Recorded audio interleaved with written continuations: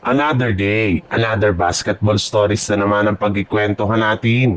At ngayon nga, yung pag-uusapan natin ang balitang pagkuha pa ng Los Angeles Lakers kay Bam Adebayo at ang balitang pag-trade pa ng Golden State Warriors kay Jonathan Kuminga. Napakadali nga na kumalat sa social media ang balita na ang Los Angeles Lakers na nga ang pinakanangungunang koponan na posible na makakuha kay Bam Adebayo sa isang trade mula sa Miami Heat. Dahil nga daw po nabigo muli ang front office ng Miami Heat na makuha si Durant. Noong nakarang araw ay mula sa Phoenix Suns ay gagawa na nga sila ng iba pang paraan para maisaayos ang future ng kanilang team.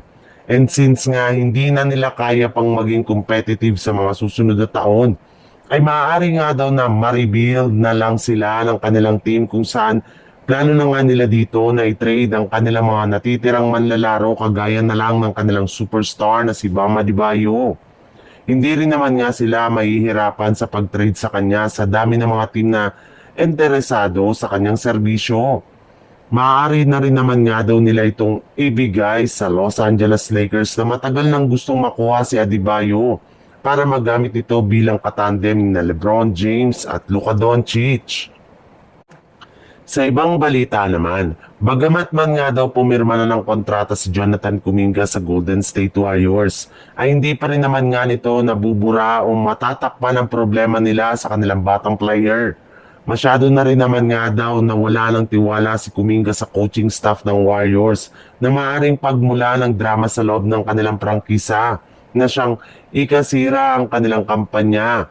Kaya habang hindi pa nga ito lumalala ay posible nga daw na i-trade siya ng Warriors as soon as sa January 15 kapag pinayagan na sila ng NBA na i-trade ang kanilang mga players na pinapapirma nila ng kontrata ng nagdaang off-season.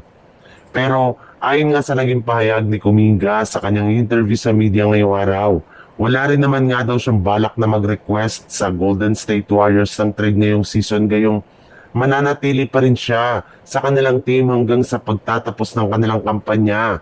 Sa madaling salita, posible nga daw na walang mangyaring trade pa kay Kuminga sa mga susunod na araw.